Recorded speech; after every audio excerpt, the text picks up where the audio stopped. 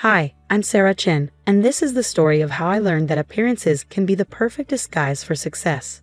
For 3 years, I cleaned offices at Chen Technologies while secretly owning 51% of the company's shares.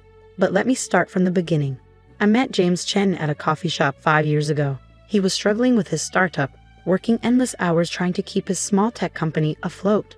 I was immediately drawn to his passion and determination, even though his company was barely breaking even. What he didn't know was that I had just sold my first software company for $40 million and was looking for my next investment opportunity. I kept my success quiet. Too many experiences with people only interested in my money had taught me to be cautious. So when James and I started dating, I told him I worked in business operations, which wasn't exactly a lie. He assumed I was a mid-level manager somewhere, and I let him believe that. Our relationship moved quickly. Within 6 months, we were married in a simple ceremony. His family, especially his mother, Linda Chen, was less than thrilled. A manager marrying into the Chen family? She'd whisper loud enough for me to hear. James could have done so much better. But then came the twist that would set everything in motion. 2 months after our wedding, James's company, Chen Technologies, was on the verge of collapse. They needed an immediate injection of $10 million to survive. James was devastated. That's when I made a decision that would change everything. I would help, but on my terms. I created a shell company, Phoenix Investments, and approached Chen Technologies as an interested investor. The deal was simple: $10 million for 51% of the company. James was hesitant to lose control, but with no other options, he agreed. What he didn't know was that his new majority shareholder was actually his wife. Here's where things got interesting. To keep an eye on my investment while maintaining my cover, I took a job as the office cleaner at Chen Technologies. James was embarrassed, his wife working as a cleaner at his company, but I insisted, saying we needed the extra money. Linda, my mother-in-law, was ecstatic. Finally, she had concrete proof of my low status. She made sure everyone knew that her son had married the cleaner. At family dinners, she'd deliberately spill things. "Oh, Sarah, be a dear and clean that up. It's what you're good at, after all." For 3 years, I played my part perfectly. I cleaned offices during the day, but my real work happened after hours. Through Phoenix Investments, I quietly guided the company's major decisions, turning down James' riskier proposals and steering the company toward more profitable ventures. The company began to stabilize, then thrive. But success made James's family even more unbearable. They credited everything to James' natural business genius, while treating me with increasing disdain. Linda even started a campaign to convince James to divorce me. "A cleaner isn't suitable for a CEO," she'd say. "Think of your reputation." James, to his credit, defended me, but I could see the strain it was putting on him. The final straw came last week when Linda organized a surprise dinner. She invited a young, wealthy heiress who she thought would be perfect for James. The entire evening was orchestrated to humiliate me. As I served coffee, Linda had insisted I act as waitstaff. I overheard her telling the heiress, "Don't worry about her. Once James signs the new company restructuring plan tomorrow, we'll have enough leverage to force her out." Little did they know, tomorrow would change everything. Because tomorrow was the day Phoenix Investments would finally reveal its true owner, and I had my own surprise plan for the Chen family. The next morning dawned bright and clear. I arrived at Chen Technologies early, not to clean, but to prepare for what would become the most memorable board meeting in the company's history. I changed from my usual cleaner's uniform into a tailored black Armani suit I kept hidden in my office. Yes, I had an office. The cleaning staff supervisor's office, to be exact, which I'd used for late-night work when everyone else had gone home. Linda had orchestrated this emergency board meeting, convinced she finally outmaneuvered the mysterious Phoenix Investments. She'd spent months gathering support from minor shareholders, promising them better returns once they removed the absent investor who was holding the company back. She didn't realize that every move she'd made had been carefully monitored. James arrived looking troubled. He'd mentioned the meeting to me the night before, apologizing that I couldn't attend since it was high-level business stuff. I just smiled and told him I'd be busy cleaning the conference room anyway. He'd winced at that, and I'd seen the doubt in his eyes. The same doubt his mother had been carefully nurturing. The board members filed in at 9 a.m. sharp. Linda swept in last, wearing a triumphant smile, followed by her personal lawyer. She'd even invited several business reporters, planning to make the leadership transition a public spectacle. I watched through the conference room's glass walls as she took her seat beside James, patting his hand like a mother about to watch her child win a school prize. "Before we begin," Linda announced, standing up, "I want to thank everyone for coming to this historic meeting. Today we'll be voting on a new direction for Chen Technologies, one that will finally unleash its true potential." She shot a meaningful look at the reporters. That was my cue. I walked into the conference room, my heels clicking against the hardwood floor. The security guard, who usually gave me friendly nods, now stood straighter, uncertain why the cleaner was wearing an Armani suit. "What is she doing here?" Linda demanded, her voice shrill. "Security." "Actually," I said calmly, placing my briefcase on the table, "I have every right to be here." I pulled out a folder and slid it across to the company secretary. "As the majority shareholder, I believe I should have a say in this new direction." The room erupted in confused murmurs. James stared at me, his face a mixture of shock and confusion. Linda laughed, but it sounded forced. "What nonsense is this? Everyone knows Phoenix Investments holds the majority shares, not some cleaner." I smiled and opened my laptop, connecting it to the room's main screen. "Let me clarify something. My name is Sarah Chen, formerly Sarah Zhang, founder of Zhang Security Systems, which I sold for $40 million 5 years ago. I am also the owner and CEO of Phoenix Investments." I pulled up the company registration documents, watching as the color drained from Linda's face. "That's impossible," she whispered. "Is it?" I turned to the business reporters she'd invited. Would anyone like to fact-check that? Zhang Security Systems' sale was quite well documented. One of the reporters was already frantically typing on his phone. His eyes widened. She's telling the truth. Sarah Zhang was named one of the top under 30 entrepreneurs 3 years ago. But she disappeared from the public eye after selling her company. "Because I fell in love," I said simply, looking at James. His face had gone pale, his hands gripping the arms of his chair. I wanted someone to love me for me, not my money or success. When I met James, I found that. And when his company needed help, I found a way to provide it while letting him maintain his dignity. Linda had sunk back into her chair, her triumphant smile long gone. But I wasn't finished. I clicked to the next slide, displaying a comprehensive analysis of every attempt she'd made to undermine the company's relationship with Phoenix Investments. "Mrs. Chen, you've spent the last year trying to convince shareholders that Phoenix Investments was hurting this company. Let's look at the actual numbers." I walked them through charts showing the company's growth since my investment. Under my guidance, Chen Technologies has tripled its market share and increased profits by 400%. I turned to the board numbers. "The restructuring plan you were brought here to vote on would have stripped Phoenix Investments, stripped me, of my voting rights through a complex shell game of subsidiary corporations.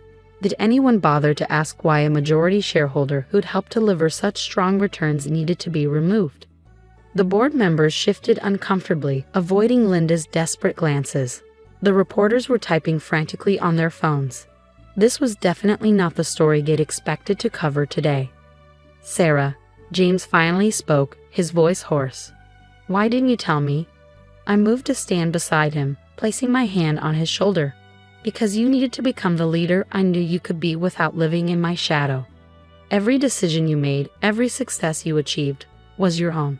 I just helped guide the company away from the riskier ventures. All those nights you came home late from cleaning," he said, realization dawning in his eyes. "I was working in my office, reviewing contracts and financial reports." I squeezed his shoulder. The cleaning job was just my cover. Though I have to say, you'd be amazed at what people will discuss in front of the cleaning staff. Linda suddenly stood up, swaying slightly. "This is all a lie. Some trick. You're just a cleaner. A nobody. You can't be." "Oh, but I am." I cut her off firmly. "And now that everything's in the open, we need to discuss your attempts to seize control of this company. The board members might be interested to know about the offshore accounts you've been promising them." I pulled up another document on the screen. Linda's eyes rolled back, and she crumpled to the floor in a dead faint. As people rushed to help her, I caught James's eye. He was still processing everything, but I saw the beginning of a smile tugging at his lips. "You really cleaned up this situation, didn't you?" he whispered, and I knew we would be okay. But the day wasn't over yet. As Linda was helped into a chair, coming around, I prepared to reveal the final phase of my plan. One that would secure the company's future and put an end to the power plays once and for all. In the chaos that followed Linda's fainting spell, I maintained my composure and continued the meeting. After all, I hadn't spent 3 years building this company to let one dramatic revelation derail our future. As Linda was helped back into her chair, still pale and shaking, I moved to the next phase of my presentation. "Now that we've cleared up the matter of ownership," I said, clicking to a new slide, "let's discuss Chen Technologies' future." I laid out my vision, a merger with my new startup, a quantum encryption company I'd been quietly developing on the side. The combined companies would be worth over $500 million. "This is what you've been trying to prevent, Mrs. Chen," I said, addressing my mother-in-law directly. "While you were busy planning my removal, I was negotiating one of the biggest deals in Silicon Valley's cybersecurity sector." The reporters were practically salivating. One had already published a breaking news tweet that was going viral. "Cleaning lady revealed as secret tech millionaire CEO during hostile takeover attempt." James finally found his voice again. "All those times you said you were at night school, learning business basics. I was meeting with investors and development teams." I smiled apologetically. "I'm sorry for the deception, but I needed to keep this quiet until everything was in place." Linda, who had recovered enough to speak, tried one last time to regain control. "The board won't approve this," she said weakly. "They know better than to trust some what, mother?" James cut in, standing up. "Some woman who built a successful company from scratch? Some person who loved your son enough to help him succeed while staying in the background? Some CEO who just offered us a deal that will make Chen Technologies a major player in cybersecurity?" The board members were already nodding enthusiastically, looking at the projected profit margins with growing excitement. The deal wasn't just good, it was transformative. "I moved to approve the merger," one board member said quickly. Others seconded immediately. As the votes were counted, unanimously in favor, I watched the last of Linda's power crumble. She'd spent years building her influence in the company, positioning herself as the mother of the CEO, the wise advisor, the power behind the throne. Now she was just the woman who had spent 3 years mocking her daughter-in-law for being a cleaner. The meeting concluded with the signing of preliminary merger documents. As people filed out, buzzing with excitement about the company's future, James pulled me aside into his office. 3 years, he said softly. 3 years of watching my mother belittle you, of seeing you clean floors and empty trash cans. Why did you put yourself through that?" I took his hand. "Because I believed in you. In us. I wanted to help you succeed without making you feel less. I've seen too many relationships destroyed by money and power imbalances." He pulled me close. "You know what amazes me most? Not that you're secretly wealthy or that you've been running the company from the shadows. It's that you were willing to clean toilets just to stay close to me and help the company succeed." Well, I smiled. It did give me an excellent view of how the company really operated. Your middle managers really should learn to watch what they say around the cleaning staff. The next few weeks were a whirlwind of changes. The merger announcement sent our stock price soaring. Business magazines clamored for interviews, fascinated by the story of the undercover CEO. I agreed to a few carefully chosen ones that focused on the business strategy rather than the family drama. Linda took an extended vacation to recover from the shock. Before she left, I visited her at home. She sat stiffly in her living room, looking smaller somehow, diminished. "I don't expect us to be friends," I told her honestly, "but I love your son, and this company has been his dream since before I met him. I'd like to find a way forward that doesn't involve constant warfare." She was quiet for a long time. Finally, she spoke, her voice barely above a whisper. "You could have destroyed me today, exposed all my plans, my offshore accounts. Why didn't you?" "Because you're James's mother," I said simply, "and because sometimes the best revenge is simply succeeding." She nodded slowly, and while we didn't hug or suddenly become best friends, something shifted. A foundation for a different kind of relationship, built on respect, if not affection. James and I moved forward too. He insisted on taking me to dinner at the coffee shop where we first met.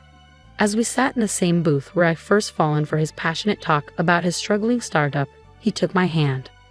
"You know what this means, right?" he said with a grin. "No more pretending. No more cleaning uniforms."